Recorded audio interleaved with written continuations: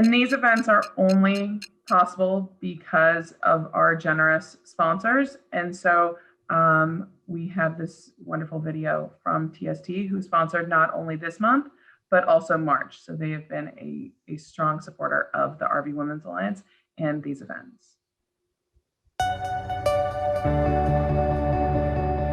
Truck System Technologies was founded in 2010, offering an affordable, reliable TPMS solution to an aftermarket and retrofit niche in the recreational vehicle market. In 2017, TST was acquired by Pressure Systems International. PSI is the global leader of automatic tire inflation systems for the commercial vehicle market for 18-wheelers as you know them. After the acquisition, PSI re-engineered TST's TPMS product to meet the grueling standards of the commercial vehicle market and also to meet the requirements to become an original equipment manufacturer, or OEM, factory-installed component in the RV market. In early 2018, Forest River began testing TST's TPMS system, and after over a year of scrutiny, TST received the approval stamp by Forest River and began talking to the various production lines within Forest River. TST is very proud to be the RV industry's first TPMS at the OEM level and is the only tire pressure monitoring system approved for use on OEM factory installation on every line at Forest River and Thor. TST, the RV industry's only standard OEM TPMS.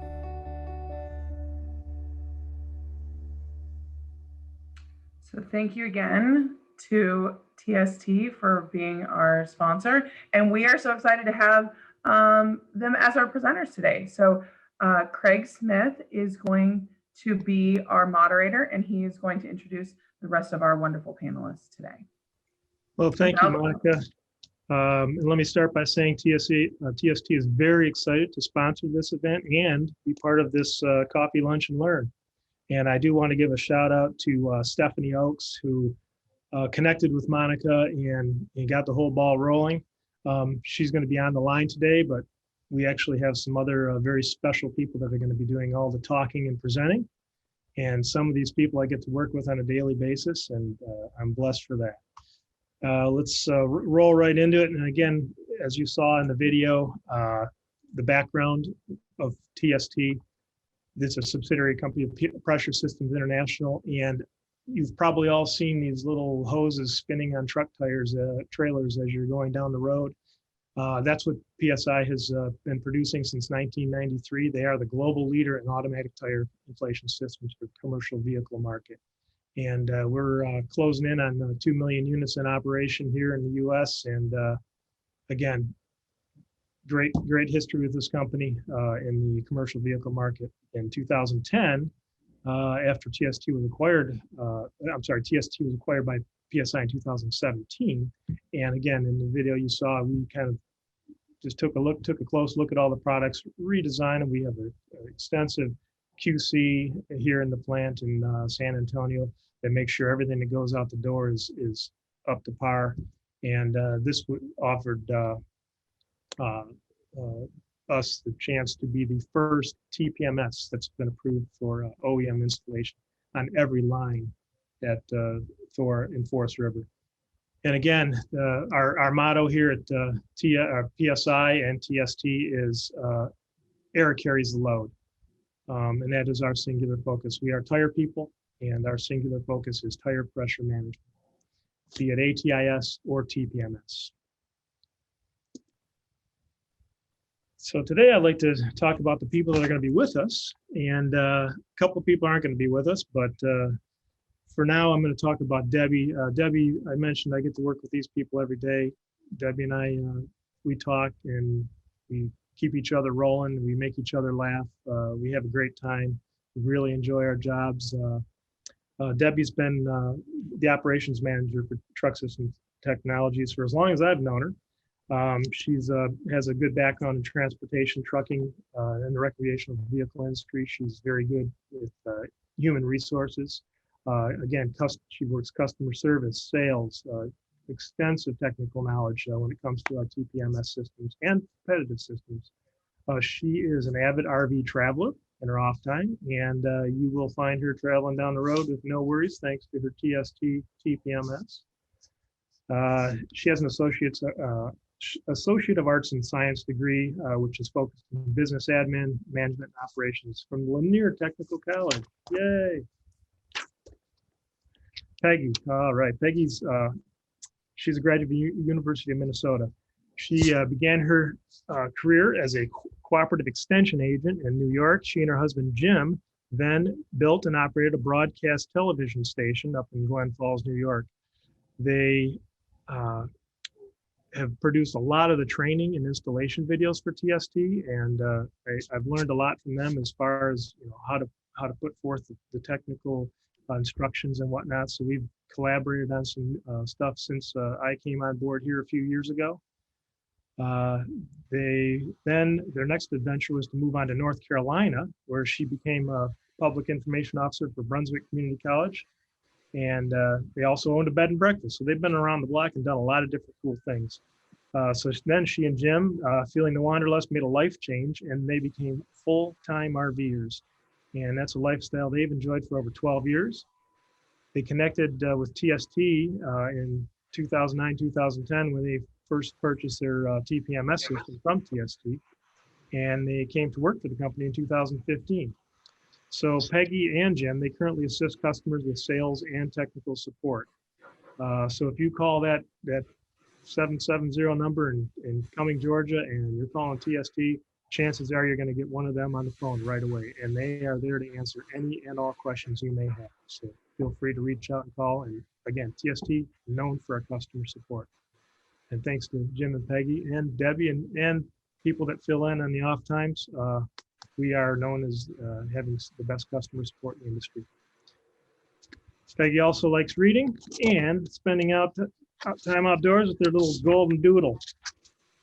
And I got to mention Debbie's dog too, Maya, and Peggy's dog, Haley. So one person that can't be here is Al Cohn, and I'm kind of filling in with the tire knowledge, so to speak. Al has been, he's our Director of New Market Development and Engineering Support here at PSI. He's a veteran of the trucking industry. He's been 28 years of Goodyear tires. So we get a lot of the tire knowledge from him. He's had many assignments. He joined PSI in 2006. He's a frequent industry speaker, member of SAE, American Trucking, IANA, Technology Maintenance Council, TMC. So Al's been around the block, and this it's not just a presentation. I have some slides that we can bring up as they become viable. And then again, a lot of this is drawn from Al's expertise in the industry. And then myself, I'm a marketing guy, and I have a background in automotive training and dealer and sales and service training. Mostly, I started out as a graphic designer and moved on from there. And I actually did some BF Goodrich training. You guys probably don't know this that work with me. Back in 1989 and 1990, I worked with them directly out of Akron, Ohio, and did some dealer training. So I know a little bit about tires as well. So I'm filling in for Al at this point today. And then we have our special guest, Christi Havens from Forest River, and she's been in the RV industry for 15 years. Last 8 years, she's been in the sales role at Forest River. And she's seen many new features come into play, safety and otherwise, implemented on their product line during her tenure there. So she will, down the road here, she'll probably speak about the importance of adding a reliable TPMS to the Columbus line, as we mentioned earlier. And that brings the introductions to an end. And I just want to start by, let's talk how TST and got into the industry and how Peggy and Debbie kind of adapted it to their RVs. So Peggy, you want to take off? Oh, I absolutely do. Okay. As Craig said, Jim and I have been full-time. It's now over 13 and a half years. And we are in a Class A motorhome and have enjoyed every minute of it. We've been in every state in the lower 48. And we can't think of a better way to live. One of the things, though, that we learned early on, because you know it from your cars initially, but one thing with our RV tires is tire inflation was absolutely critical as we're driving down the road. And what we were finding is that we'd go to a campground and we might stay for a couple of days, whatever. And every morning, Jim would get out with a little air gauge and he would check that tire pressure and make sure that it was good before we hit the road. Well, that became a pretty big pain in the butt because pretty soon it's every 2 days and then it's once a week. And then, oh, maybe we ought to check that someday a month later. So as important as tires were for us and air pressure and keeping everything going smoothly, we just lost the initiative to go ahead and check our tire pressures, which was a dangerous situation if you think about anything that can happen as you're driving down the road. So when we went to Quartzsite, Arizona, which is a big RV show in January, and Quartzsite, if you know anything about it, it's in the desert. There's nothing there. I would say there's probably 100 people that live in Quartzsite year round, and about 300,000 people come for the Quartzsite show. At least they used to. Maybe it's down to 100,000 now. And they set up all the big tents. You can buy everything you can imagine. At that point, we connected with TST and we did some video with them and put that on our show, which we don't do anymore, but it was called American RVer. And we've just kept in touch with the TST people since that time. And we put those tire pressure sensors on our wheels. And now all we have to do is turn on the display in the morning and we can see what our tire pressure is and what our tire temperature is on the RV. And that had been a godsend for us.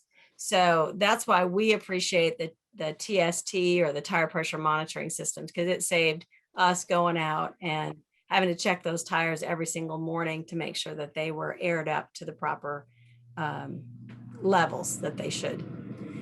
So that's kind of how we got into tire pressure monitoring, and we've learned a lot over the years and, you know, have enjoyed being with TST. Debbie, maybe you could talk about how you started RVing and how that relates to tires. Well, I started with, came in as operations manager with TST in 2014. I primarily, as Craig mentioned, been in sales and marketing, human resources, customer service. And when the company reached out to me, the only thing I knew about TPMS is that I had one on my car. And occasionally a light would come on that say with low pressure, but it wouldn't say how low, it didn't say which tire. And when I started researching the company, when they approached me, I realized how pertinent this was because I come from a family of RVers. We've been camping since my children were small. The grandparents just got back from 2 weeks up at Lake Burton. Great grandfather used to usher us out of the house after Christmas dinner and tell us how much he loved us because he was hooking up and heading to Florida so he could spend the winter fishing. So the opportunity to come to work for a company that was working on technology that I didn't realize was not in that sector was not only a wonderful business opportunity for me in growth, but it personally meant a lot to me because I had a lot of family, loved ones, and friends that were traveling that way. So any company that was working on ways to make that safer, I was in. One of the other things that we found as we traveled and talking about tires, it wasn't just the pressure of the tire and making sure that that was correct for our weight, and we'll get into that in a little bit, but also the temperature of our tires. Now in our Class A, we also tow a vehicle. And if any of you have towed anything, you don't always feel what's behind you, and you can't always tell what's happening with that vehicle behind you. So one thing that happened to us in Phoenix, Arizona, which really talked to us or showed us a lot about temperature, was we were coming down from the mountains, coming into Phoenix, coming from the Grand Canyon, which was awesome, but coming down into Phoenix, and we got a high temperature alarm, and we saw the temperature going up on our car tires. We thought, what the heck could be happening there? Well, if you've been through Phoenix, it's like Atlanta. You can't get off the road. You got to keep going. So we kept going until we could finally find a truck stop that we could get off on. And when we checked those car tires, you couldn't even touch the hub of the car tire because it was so hot. And what it turned out to be was that we have an auxiliary braking system in our car, and we had that adjusted a little bit too tight. So every time we were pushing on the air brakes on the motorhome, the car brakes were going on, but it was too tight. So they were actually staying on and heating up those front hubs on those wheels of the car. So it did some major damage. We had to replace our calipers and our brakes and whatever else up in the front, in those front wheels, because of temperature. And that can be every bit as critical as pressure. And also when you think about temperature, when it heats up, a tire will heat up to about 200 degrees. That's about the temperature that they build those tires at. That's where they seal everything together. And I'm not going to get into anything technical because I don't know all of that stuff, but I know that vulcanization is the term that they use when they mold those tires and they put them together, and it's 200 or something degrees. If your tire gets up that hot, those things can now start separating because they're at the manufacturing temperature. So you need to make sure that your tires don't get that hot. And one thing that a TPMS system will do is alert you if you're getting to that range or you're getting up high enough that you're, going to do some damage or have a tire blowout. So you don't want that to happen. No, nothing's worse than heading out on your vacation and finding yourself stuck on the side of the road. That's not the whole reason we're going out, is we want a little peace and a little kickback time and enjoy some scenery. My husband and I are beach lovers. He's an angler, and I don't want to lose 1 second stuck on the side of the road waiting for tire service to show up. That's just the worst way to start a vacation or even end one on your way home. And we've done a lot of TPMS seminars together. And I typically will ask people, how many of you check your tires before you leave? And undoubtedly, every hand will shoot up immediately. Yes, I do. And I'm like, remember, guys, I'm an RVer. There's many mornings I'm sipping my coffee while you guys are packing up and hitching up and heading out. Are you sure every time? And hands will start to come down. And I'm like, that's okay. I get it. Because like Peggy said, you might be real dutiful in the beginning. And the beauty of having a TPMS system is that you flip that on, it's going to start monitoring, let you know everything before you ever even pull out. And it gives you a peace of mind so that you can really enjoy what it is you went for. The beach, the fishing, just the scenery around you. And I think that's what one of the greatest gifts we give, is that peace of mind, along with the extension of tire life, better handling, and of course, making sure that you're running the proper pressure so that you can avoid these kind of things. It's a wonderful tool to have, and something, I don't have a single member of my large RVing family that does not run with the TPMS. We won't leave home without it. Good points. Good points, ladies. And I'm gonna ask you the question: what's the number one cause of road breakdowns that you guys find? Tires. Tires. There you go. Absolutely. And I know that we've all seen these on the side of the road or on the road and driven around them and seen them cause accidents. Yes. Again, over 90% of road gators on the highway are due to underinflation. And, things happen to tires when they're underinflated. There's a lot of parts in a tire. And I'll share another screen here just to show you, what's involved in a tire. Look at all the components, from the beads, the sidewalls, the belts and shoulders and grooves and treads and all this stuff. And when heat builds up, that stuff starts to come apart. It starts to devulcanize. It's kind of the reverse of the manufacturing process. And that's where these, the first thing to go is the tread, and that's where those gators come from. And that can cause quite a road hazard, and it could cause an accident. They can also cause a significant amount of damage. A lot of times we've gotten customers who done all their homework. They've made sure that they're buying all the goodies that they think they need for traveling. And that's great that they've done that. Excuse me. But the other customer that we will get is someone who just got their rig out from having 5, 7, $15,000 worth of damage, where one of these things that we refer as gators has come up through the floor, tore up the electrical, the plumbing, and now your whole vacation is ruined. And if you're full-timing like Peggy and Jim are, now you're locked in at a place while you have to sit for repairs. And it's, again, something you want to try to avoid. And maintaining proper tire pressure and integrity of your tires and knowing about how to take care of them makes a big difference in that, so that you don't find yourself in that position. Yeah, I agree with you, Debbie. And granted, there are times when you're going to have a catastrophic event. You're going to hit something in the road and it's going to cause a tire to blow. There's absolutely nothing you can do to prevent that. But Craig, I think you'll agree that underinflation, like you said, is the number one reason of tire failure. Because if that pressure goes down too low, the temperature actually goes up in that tire, which doesn't seem right, but it really is. And when that temperature goes up, now you're having trouble again. And just imagine, and this gives me shivers every time I think about it. Imagine a front tire blowing because you did not know it was underinflated.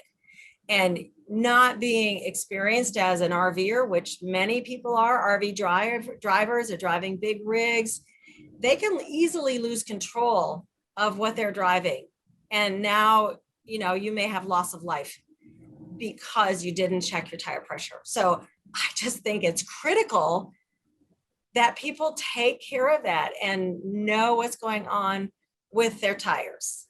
Absolutely. And we've talked about a few things, the separations due to overheating, higher risk of damage due to maybe running over another road hazard. And again, let's not forget about fuel economy and overall tread life. Uneven wear, casing durability overall, and then the cost involved too. The ROI on the system could pay for itself with one roadside service call, or like we said, worse, a blowout or an accident, something like that. I think we should probably talk a little bit. How about tire age too? And I have a slide that I think explains the tire age and how to find the tire age. Does anybody on this call know how to locate the age of your tire? And I'm not seeing any hands raised yet, so I'm going to just. Are you talking about us? And I don't see everyone's Yes. face. And not everyone's muted here. But this is an example of a DOT tire number. So on the side, and again, this is a reference website there. So let's start with the MC. That's the manufacturing plant code. I don't really care too much about that. Government size and ply code. Again, that's just the government rating. Manufacturer construction code. This tracks it back to the manufacturing plant. It'll track the build. And here's the very important date right here. Their last 4 digits. And this tells me right here that this was built in the 12th week of 2019. Not December, but the 12th week. So that number, if you look at that number, that's an important number. Especially, we know that a lot of RVs do sit around unused in the off season, and ultraviolet rays affect those tires. The climate change, cold and hot, not maintaining the proper pressure while they're being stored.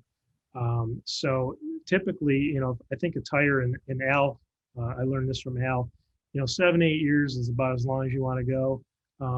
And I had a classic car that I got a flat tire in, and I noticed my tires were 10 years old. And so I ended up having the tires, plenty of tread left. They look great, but he recommended that I change my tires, and I totally got it. No argument for me. So I ended up having to buy 4 all new tires. But it's Craig, I absolutely agree with you. I'm going to step in here for a second. And I can really attest to that age of the tires. We were going to an RV rally, and we had made arrangements to buy new tires for our motorhome, which is a big expense. So you have to save for it. But we said, we're going to get them changed when we come back from the RV rally. Well, what do you think happened?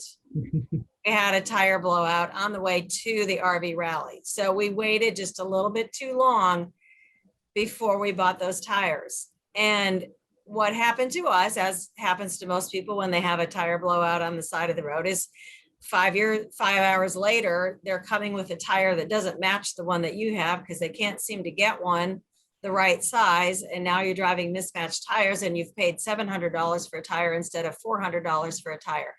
So even though if you have roadside assistance and they'll pay for somebody to come out to help change that tire, you still have other expenses. And as Debbie mentioned, we had a lot of damage from that blowout. So now we as full-timers, we're stuck in a hotel room for a month, maybe, to try to get them to change and to fix everything and get everything the way it needed to be.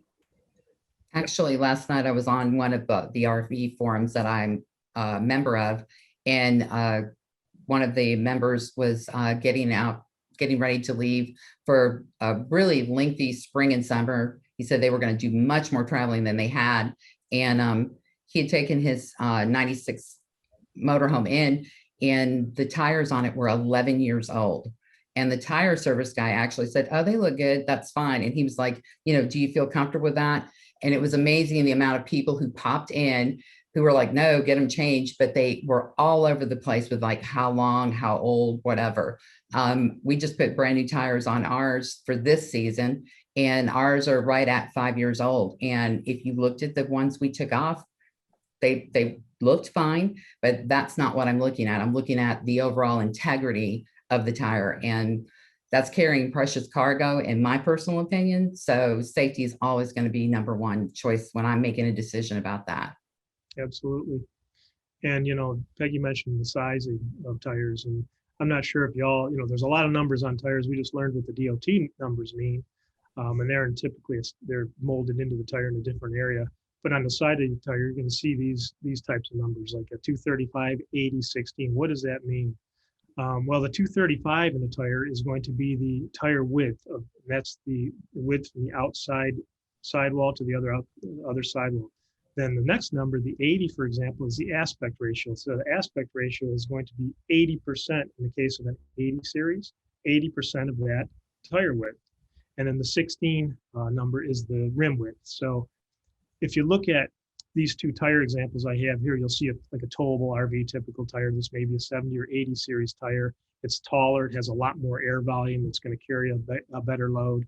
And then you can see the sports tires and that sports car tires, and you see those on, any muscle cars or Ferraris or whatever. And it's typically a lower profile tire. They're going to grip a little differently. It's going to be a harsher ride. It's going to be more responsive handling. So that's what those numbers mean. That might be like a 35 or 40 series sidewall tire. So that gives you an idea of the different, what aspect ratios are. And again, it's very important to look at your manufacturer's recommended placard as far as tires and cold pressure tire, recommended cold tire inflation settings, and follow those guidelines when replacing tires.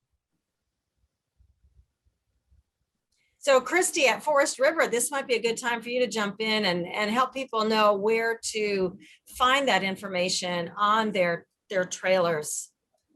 Yeah, so as a manufacturer, we're putting those stickers in there. We specifically put them in the interior door. You're going to open that up and you're going to see that they're on your door, and it's going to give you, your recommended PSI from us. So as the manufacturer, we're going to tell you that you're going to be putting 110 PSI in your tires. That's what we do here at the facility. We're checking every single one of them to make sure that that's where they're at before they're rolling out the door. And that information is also going to be on that sticker as well, so that you know where your tires need to be inflated at before you're heading out for your trip. I think it's important to realize also that sometimes people will buy a new trailer and then they'll decide, I don't want those tires. I want to get something else.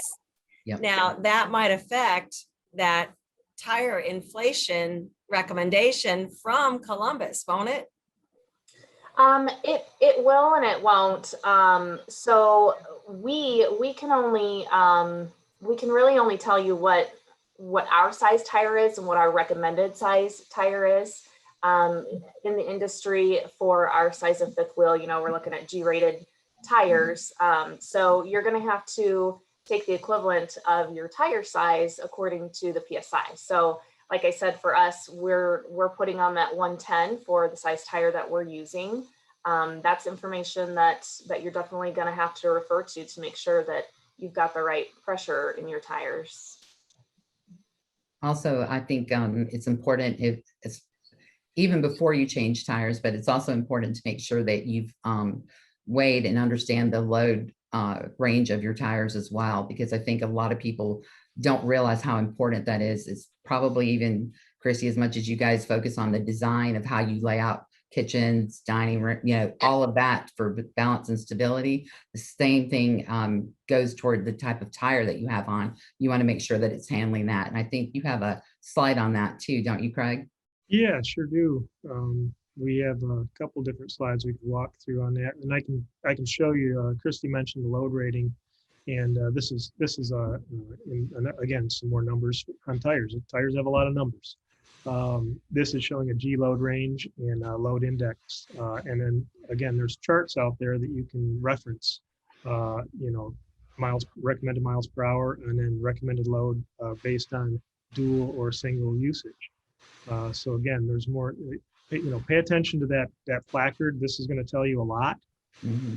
And again, I can't emphasize enough cold tire inflation pressure. Absolutely. It's key that you check it then. And again, do not bleed. You don't want to bleed air from a hot tire. Tires were designed, these recommendations are for a cold tire pressure. Tires were designed to heat up and expand and increase in pressure to a certain extent.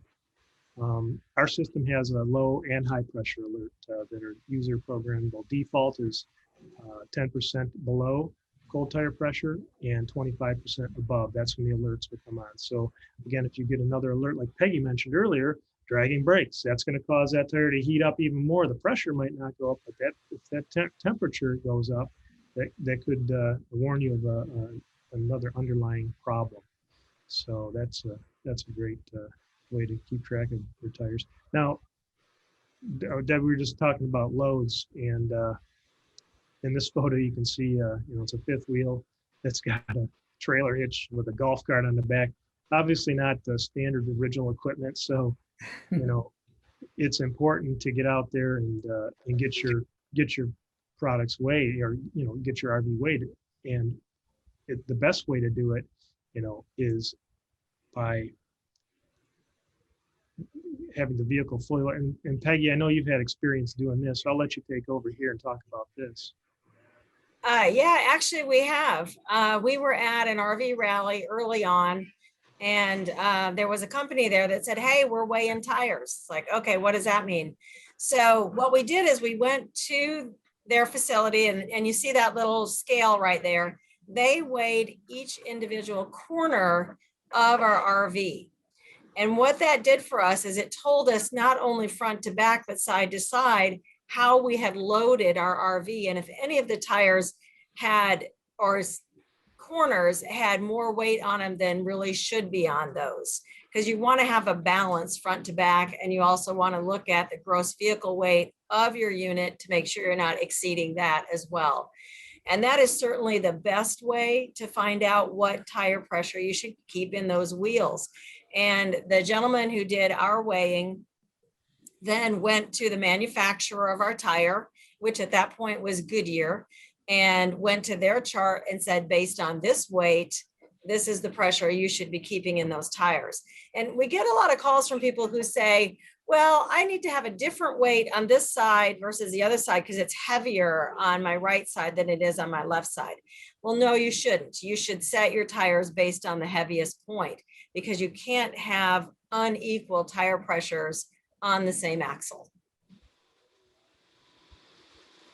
The other option, if you can't get to a rally, if you don't know somebody who's got those little scales to bring around to your RV, is you can use a tire weigh scale at a truck stop. So it's only going to weigh per axle, but it still is giving you valuable information in terms of how you're loaded and how much weight you have on each of those axles. So I highly recommend doing that. And Craig is correct about only pressuring your adding air or bleeding tires when you're at cold pressures. I had a late snowbird who was up in Minnesota. He set everything up. I helped him set up his system. It was probably -4 there that day. And he called me 2 days later. I'm so sorry about that. He called me 2 days later, and he was on I-75 in Florida. And when I answered the phone, all you could hear were alarms. And I was like, pull over, just pull over. You've got, because you've got to bleed that off, because all of that condensation had now expanded and his overinflation alert was going on. But that's one of the great things about our system, is because we alert for high pressure as well as low pressure, fast leaks, and temperature. So, and I think those are, I think anyone would agree, those are the 4 biggest factors you want to keep an eye on when you're monitoring your tires. That's correct. And here's a neat visual here, talking about tire footprints at different PSI ratings. So you can see here that say a tire with 100 PSI has a footprint that's about 7 inches long. And here's one at 70 PSI, again, 30% underinflated. Look how long that footprint is. And what that does is it increases the footprint, and that can also be affected by load. Here's some tire examples of a properly inflated tire and an overly inflated tire, overly on the far right side, underinflated this side. So you kind of want to be right here in the middle. And if there's a light load on your tire, you can adjust that as well. And so you can see the difference that tire inflation and load makes to the footprint of the tire. And then, let's talk about, we were talking about fuel economy earlier. Just being 10% underinflated, you can lose 1.5% fuel economy. So that's, fuel economy is a big thing as well. One of the other calls we get, Craig, is about nitrogen. Do you want to talk a little bit about nitrogen versus regular oxygen in a wheel? I'll let you talk about that. Al has some talks about that in his presentation, and what are your I'm just going to say that the studies that I've seen that Al has put together, it just shows there's not a significant difference, oxygen versus nitrogen.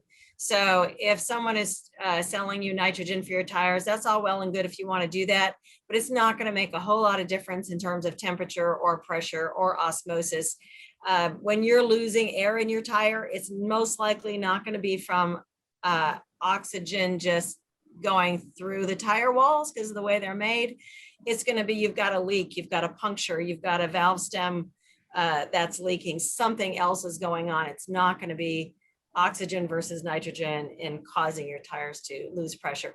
I mean, sure, over time, your tires are going to go down a little bit just from oxygen coming out of your tires, but it's just not significant. Absolutely. And then, I have another, yet another slide I can pop up real quick, and it talks about, why do tires lose air? They can lose it through the casing, through osmosis. And you can lose just statically, just sitting there 1 to 3 PSI a month. When you're moving and that tire's in motion, heating and going through heat and cool cycles, that can get up to 5 PSI a month. Again, it all depends on the construction. Tread punctures, sidewall damage, leaking valve stems. And again, sometimes those little valve cores that are screwed in, it's a simple device. If they're not screwed in or tightened properly, and you have a valve cap that's not sealing properly, you can lose air right through your valve stem, and you might not even be knowing it. So again, this is a cheap tool to ensure that those things are tightened down. These are available. They have these at the tire stores. They should be used properly when they're installing your tires and valve stems.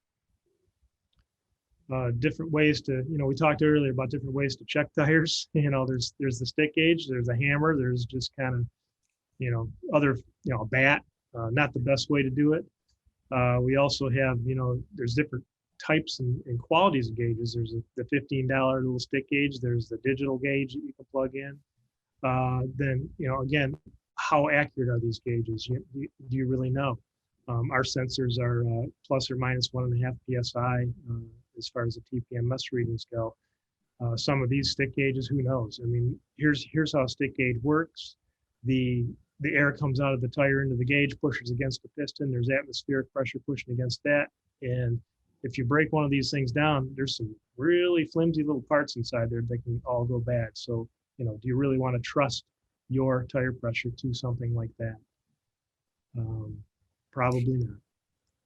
Let me tell you a quick little story. When we first started working for TST, we would get a lot of calls from people saying, especially we were working with commercial truck drivers, and they say, oh yeah, I've got my trusty bat. you know, I thump my tire and I can tell if it's inflated or not inflated or inflated properly.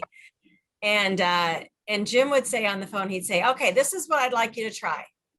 I would like you to try driving down the road at 65 miles an hour, put that bat out the window and thump your tire and tell me if you've got full pressure in your tire.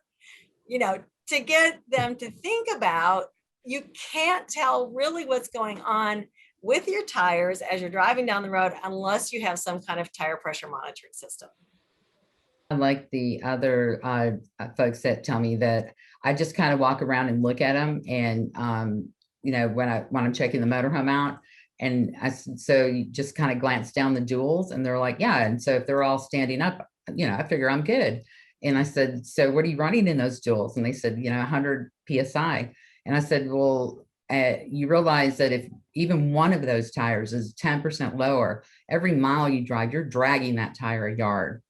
Drive 10 miles, drive 100 miles, drive 1,000 miles. And you're talking about some significant uneven wear. And he's like, yeah, but I would know that. And I was like, not when you have 3 other tires on that axle at 100 PSI, you won't know that. You can't feel that. I was helping a gentleman who had programmed something wrong, and one of his sensors, he goes, it's reading wrong. It says there's 27. This was a big coach with a tag axle. And I reseated it thinking, you know, maybe it just didn't get seated properly. 27. I asked one of the guys I was with, I said, throw me the tire gauge. And I put a tire gauge on it. And I said, no, it's 27. And the gentleman came out and he was like, there's no way that cannot possibly be 27. It would be on the ground. And I said, not with these 3 other tires at 110 and the 2 on the tag that at 105, that tire's never going to lay down. So he had to go get his own gauge. But when he put it on there, he was like, well, I'll be darned, it's 27. So that's why having that kind of peace of mind and using a TPMS system just makes it so much easier for you. You can't look, you can't always count on, like Jim said, you can't reach out the window and smack it with a bat while you're traveling, but you can easily glance at your display and know exactly what's happening with your tires. Absolutely. So do we have any questions coming in, Monica? From anyone here in the chat? We don't have any questions. If people do have questions, you can, you know, unmute and yell, video yourself or pro video yourself. I Or see put RV Odd Couple there. Hi. Jordan says she loved that story, Debbie. Yeah, I actually have a couple of questions for you guys. Okay, so the first is, when you guys say, like, I'm really glad you're doing this because everything really literally does rest on the tires. And we spend so much time on the floor plan and maybe picking out like the colors, but really without good tires, nothing else really matters. And so I think this information is really awesome. I'm so glad to be getting this. I guess the first kind of question that I had for you guys, and on a side note, Peggy, your kitchen is ridiculously clean. I'm comparing your kitchen to our kitchen. It's so organized. I'm like, oh, don't look at my fridge. But when you guys say that you're the first OEM, like, can you tell me a little bit more about what that means? Because I do think this should kind of come standard when we buy an RV. Because the tires are so important and because it is the #1 cause of issues, it should kind of come standard, right? That should just be inherent. So can you tell us a little bit more about those strategic partnerships that you're making? Well, Greg, do you want to handle that? Yeah. Yeah, I can handle, and I was going to say Christi and I can talk about this too. Yeah, absolutely. Yeah, so as the OEM, you know, we strongly feel that way as well. Our #1 priority is safety, and that really does start with the tires.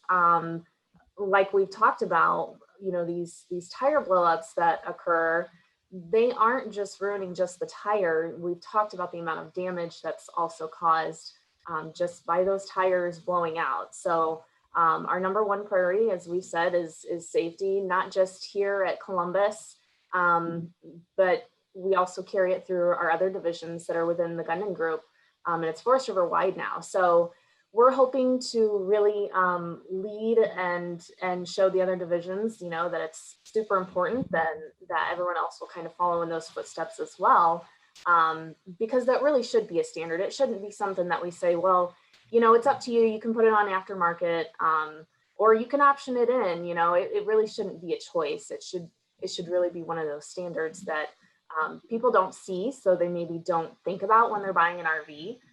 But they want to have that confidence in us as the manufacturer that they can rely on that safety, that it's going to be there. Absolutely. And Christi, you know, they've been, you know, mandated on passenger vehicles for years now. And I think you're way ahead of the curve, because eventually you have to believe it's going to be the same for RVs. And, you know, we're also used to just getting in our cars and waiting for the warning light to come on. Oh, I need to add air. Okay, no big deal. Drive through the discount tire and they'll pump it up for you. So yeah, it's definitely something that is going to be, I imagine, standard equipment on everything down the road. One thing I'd like to point out too is, you know, when we ship these our kits out to the tire manufacturers, and they install these directly, and they're internal banded sensors. They're very, very durable, protected, and then we split ship our products to the dealers. And when you receive your vehicle with a standard TST TPMS kit, you will have a display there that the salesperson will pair to your RV and walk you through the process. If they we also have a training program that we bring all the dealers through. And it's, again, if you call TST at the number, or just go to our website, look under the product support page, it has installation videos. We have all of our installation manuals. Again, we do an extensive dealer training personally. And I know we've worked quite a bit with you up there, Christi, and at Forest River. And again, customer support is what we're all about. Christi, and dealer support, I should say. Yeah. So, Christi, on behalf of TST, we want to thank you and the Columbus line for being the very first to make a standard OEM. We really appreciate it, and we will always be here in any capacity that you need us. Absolutely, and thank you too. I mean, it's a big deal to be able to have a company want to take on that partnership. Absolutely. all right, any Do we more, have anything other else? Yeah, other questions? Anyone from the audience? Is there something that the team didn't cover that you wish they did, or questions? Well, I think something else we can cover, whether we get a question on it or not, is what do you do when you want to store your RV? You know, should you jack it up so that the tires are off the ground? Should you put them on something so it's not sitting on concrete? You know, what should you take the tires off your RV to store them? Craig, can you talk about that a little bit? Yeah, absolutely. I just happen to have a slide for that. Perfect. Yes, definitely. And this is, you know, you don't think about these weird things, you know, don't store near electric generators because of, you know, the ions and whatever's going, you know, transformers, welding areas. Again, black, you know, dark asphalt. You'll see some people will put, you know, nice thick boards underneath their tires. You know, any highly reflective UV is very damaging. Even in the wintertime, you know, reflections off the snow, it's very intense. Again, you know, wet areas, oily, greasy areas, same thing. If you're storing that on the vehicle, ideally, you should unload it as much as you can. Inflate your tires to the recommended temperature, or I'm sorry, pressure. Again, storage service, you know, pay attention to the storage service. Avoid moving it during cold weather, and really you should move it every couple of months just to prevent the cracking in the sidewalls.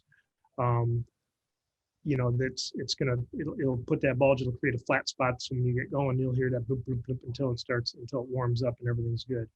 Again, that's if you're storing it on the vehicle, and certainly before you put it back into service, if it's been sitting for some time, definitely check that pressure, make sure it's up to snuff. Yeah, if you're yeah, go ahead.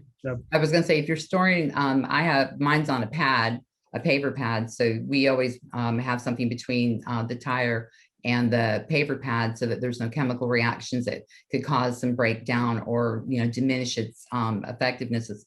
And the other thing that we do is we make sure that we're always covering it. We think about when we're out in the sun or we're out in the elements, we want to wear sunscreen and all that kind of stuff. Tires sunburn too. So we always cover ours because we don't have indoor storage. So that's one of the things when we put ours up for the season, we make sure, and after we've got something in between where the surface it's going to be on and stuff, we cover them. And then when we move it a little bit, because of what Craig pointed out correctly, the flat spotting, you don't want that to happen. So we'll move it up a little bit, move it back a little bit, and then cover them right back, because you'd be surprised at the effects of the environment can have on it. And then, tire maintenance in general, valve caps, you don't think about those little caps, but they're important. In our case, we do have cap sensors as well as internal sensors. So, there are certainly maintenance items. O-rings can dry and crack in valve caps or TPMS sensors. So that's something that, again, it's still a good idea to do a visual inspection before you're heading on the road. Do not bleed. Again, we've learned this. Don't bleed air from tires if they're hot. Avoiding, being careful when you're dragging around the campground and make sure you're not curbing things and whatnot. Again, brake lockups, things like that. And certainly, we have warnings on our system for 10% below, but, definitely you'll get a fast leak alert or alert when it's 10% below. You might not be able to get over right away, but definitely, if it keeps going down, it's a flat tire situation. So definitely pull over. And something else I think people should think about that often don't is monitoring the spare. It's one extra sensor, but I can't tell you how over the years how many customers I talked to that were like, your system is fantastic. It warned me ahead of time. We got pulled over. I got the spare out and it was flat. And when I first installed ours, my husband's like, why are you putting that on the spare? And I went, because the only thing worse than a flat tire is a flat spare. That's just adding insult to injury. So I would highly recommend that you monitor that spare too. Absolutely. And again, there's just an example of some of the different sensors that we do offer. The internal being the OEM version, and again, available aftermarket as well. But flow-throughs, marine sensors for boat trailers, and they can be submerged while you're launching your boat. Kind of neat. And it's the system that you receive with your OEM unit. You can add to it, just like Debbie said. You can add spares. There's up to 115 different tires, 5 different trailers, plus the tow vehicle. So you have side by sides, other trailers that you tow around. You can use that same main system, and it'll automatically pick up the trailer that you're using or the RV, and you're on your way. Tow vehicles, like Peggy said, she tows her vehicle behind her, so she has that available when she gets there. So we have the weekend warriors covered. Got the weekend with all the toys. All the Everyone toys. needs Yep. toys. So we've got Tina and Cheryl both said great information. And Tina added that she'll make sure she checks the year of her tires on their Airstream before their next trip. That's an important one. I always love to go to tires and say, oh, that's an older car. Let's see. Oh yeah, those tires are 10 years old, boy. And I think going back to precious cargo in your RVs and your trailers. We have a lot of people who pull horse trailers, and you think about those horses, and if they were to get a tire blowout on their horse trailer, just imagine the heartbreak of something should happen and they would flip that trailer over. So it's more than just your tires. It's more than just stuff.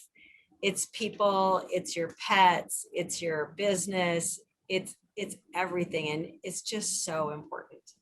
And it doesn't matter the age of the RV that you have or the type of trailer that you have. It's always important to monitor. And that's why we have a full aftermarket that's available. People can go to any Forest River and order through Dealer Connect. And, we have that partnership with Forest River as well. And, it's like you said, it's precious cargo. So, cover everything, all that you can when you can.